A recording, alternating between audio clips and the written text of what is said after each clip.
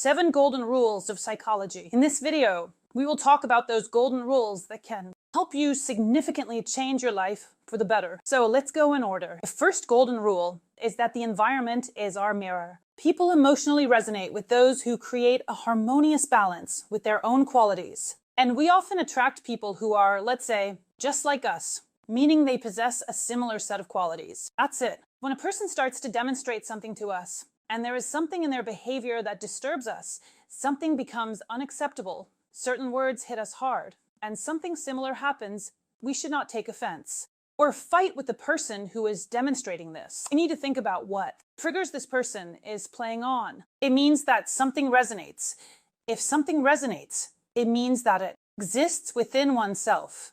So discovering these moments within oneself and transforming them helps a person grow significantly as an individual, meaning they can step over certain personal milestones. It is necessary to take responsibility for yourself and your life and not to think about how someone else is behaving poorly. Especially often, a person, for example, refuses to communicate with someone from their surroundings, yet similar people with a comparable set of qualities still appear in their life. A person does not understand why they attract a certain type of people, so it is necessary to look within oneself. When a person starts to work through their negative aspects, even unconsciously, and finds them unacceptable, they begin to attract other people into their life, people who possess a different set of qualities. This is very convenient to use for identifying your own areas for growth. Do you pay attention to yourself and notice your reactions? For example, when someone says something about another person and it stirs you up, think about what that means for you. Why is this situation exploding inside me so much right now? And then you may find that there is some kind of hook to work with. Next, the second golden rule is right to choose.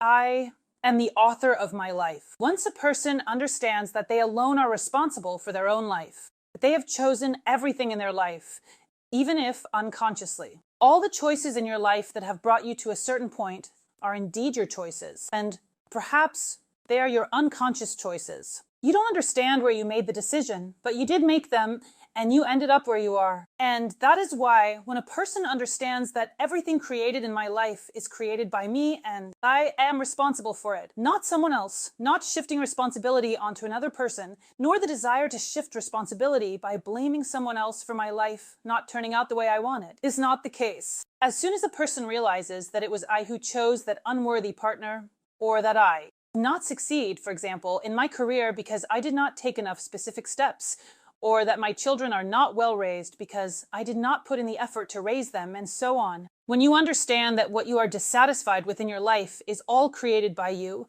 and that you can change it all, but as soon as a person starts to shift responsibility onto someone else, nothing will work. The most important thing here is to take responsibility for yourself. Take a close look at what your life consists of right now. Understand that everything you have is a reflection of yourself. And then think about how all of this can be transformed in a new way. How you can change this life to the level of the one you would like. Next, right to make mistakes. There are no perfect people. In this world, there is nothing perfect at all. What is perfect for you is not perfect for another person. It's not perfect at all, and it doesn't suit anyone else either. So, if you let go of self-criticism when something doesn't go right, or doesn't go right at all, or those endless thoughts of, I'm bad, I can't do anything, and instead accept the fact that at this moment, I did the best I could, and I achieved as much as I was able to do, then life will start to change dramatically. Because when you are caught up in negative thoughts, engaging in self-criticism like,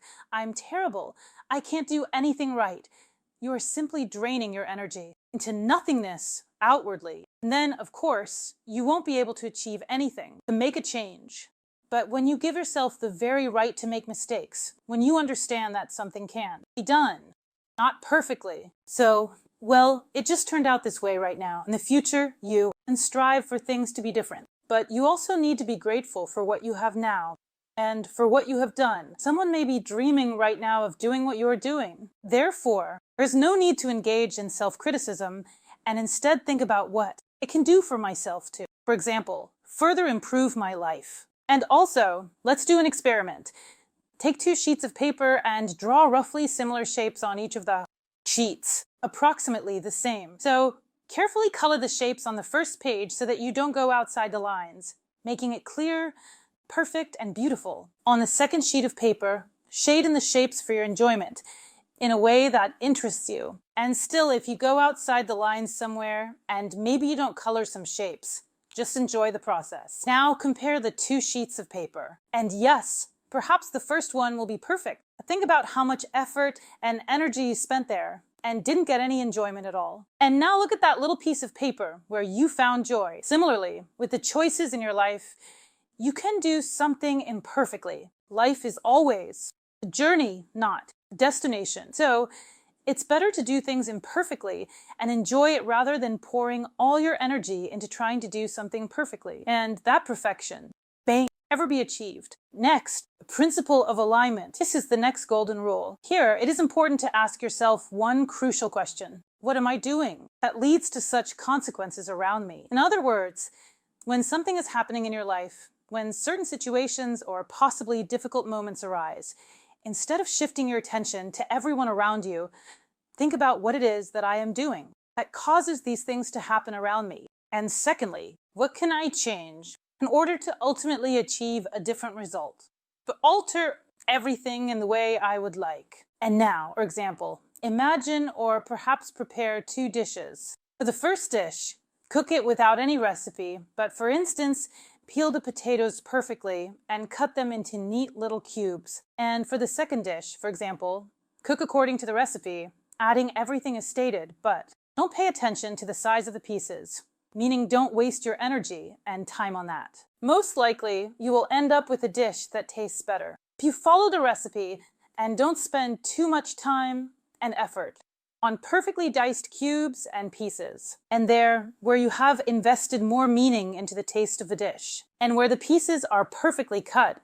it may look beautiful, but is this dish tasty? Moving on. The rules of the power of refusals. Kindness means nothing if the kind person had no choice. If a kind person cannot say no and acts not out of a desire to help, but because they feel obligated to do so, then it becomes a form of violence against kindness. So in order to change something in your life, if you realize that you struggle to say no and feel obligated to do everything you are asked, then you end up feeling unhappy. In reality, it's not scary to decline where you don't want to help, but when you help from the bottom of your heart, when you genuinely want to assist and do something kind and beautiful, that kindness is the most precious. So learn to say no. For example, you go to the store and the cashier offers you some promotional item or something displayed at the register and you can't refuse and end up taking it. So try, for example, not to do that. Try saying, no, I don't need this. And you will see that the world will not actually go crazy. Life will not end at that moment. The cashier won't die because you didn't buy, for example, this item. I use the cashier as an example, meaning it could be anything. But